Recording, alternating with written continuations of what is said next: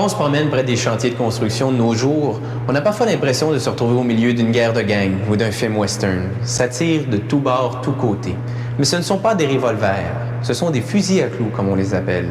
Et c'est curieux, les clous se vendent en ruban, comme les balles d'un mitrailleur.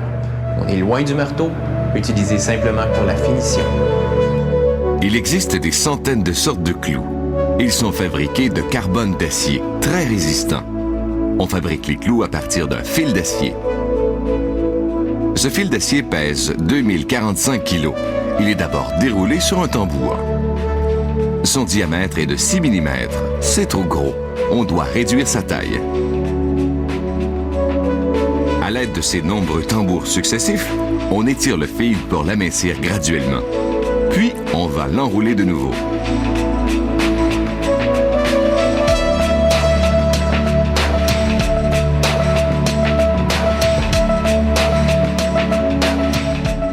Ce rouleau comptera, une fois rempli, 23 500 mètres de fil pour un poids de 1136 kg.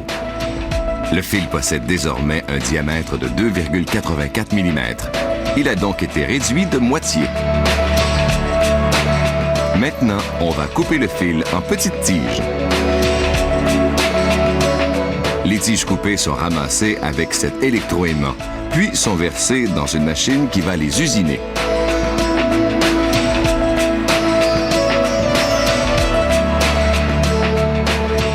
Les tiges sont ici usinées en clous. Les tiges métalliques avancent lentement et une lame forme la pointe du clou. Ces lames sont changées à toutes les 600 heures.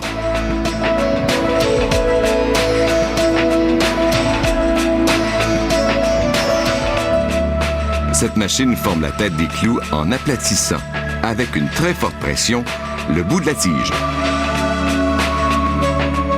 Les têtes de clous sont formées au rythme de 1400 à la minute.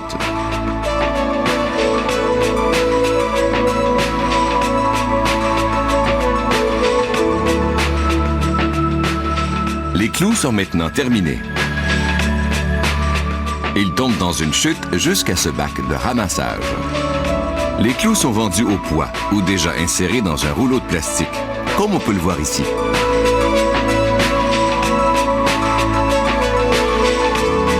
Cette machine insère 167 clous dans chaque rouleau. La bande de plastique contient des dents auxquelles sont fixés les clous.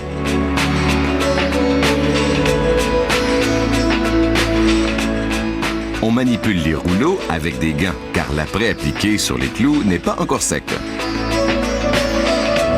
Cette machine produit 5 rouleaux de clous à la minute, pour un total de 835 clous. La fabrication des clous vrillés nécessite une étape supplémentaire. Cette machine vrille les tiges avec ses cylindres et les soude. Elle fabrique 1200 clous à la minute. Puis, les clous sont attachés en baguette pour être utilisés avec des cloueuses pneumatiques. Chaque baguette compte 30 clous vrillés.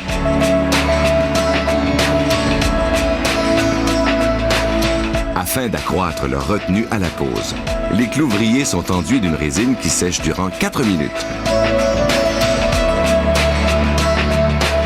Voici la cloueuse qui emploie les clous fixés sur des baguettes.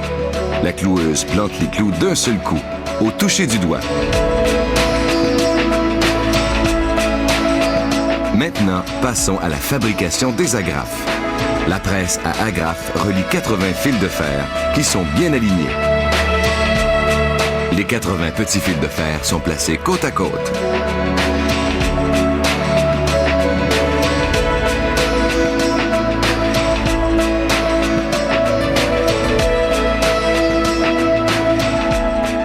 Puis, les fils ressortent, bien fixés les uns aux autres. Cette machine alimente les bandes d'agrafes. Elle coupe les agrafes à la longueur voulue, puis elle les plie d'un seul coup à l'aide de cette presse qui exerce une pression de 40 tonnes.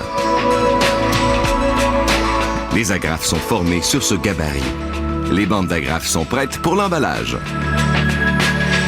Chaque jour, on produit ici 25 millions de clous, ce qui nécessite l'usinage de 10 000 tonnes de métal par an.